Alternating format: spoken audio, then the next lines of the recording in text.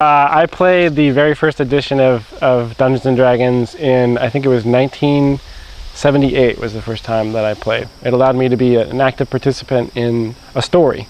A lot of people actually, when they talk about Berlin and review it, they talk about what a believable, coherent world that it is, and I have to attribute some of the success of that aspect of the story to the fact that I played a lot of role-playing games.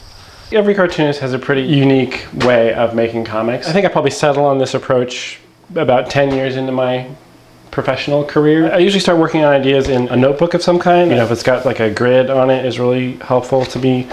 But I'll use whatever I have lying around. And then the first thing I do is organize them chronologically, trying to figure out what's going to happen over the timeline of the whole story. So after I sort of outline what happens, I'll start to make little diagrams of how I want the pages to look.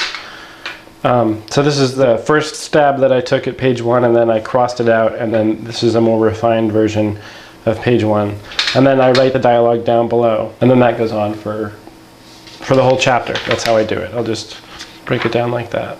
The next thing I do is I make a pencil drawing of how I want the finished art to look, and at this stage I'll move stuff around. After I've got the pencil drawing the way I want it, I actually put it on a light box just like this is, and then I'll put a piece of Bristol board on top so I can see the sketch through the Bristol board, and then I'll ink right on that. This is the original sketch thumbnail, and then this is what the finished product looks like. By the time I ink it, that's like the 3rd or 4th time I've actually drawn the image. At the one end of the spectrum, you have people that can just work straight in ink, and then people like me who need like several layers of refinement in order to get what they want.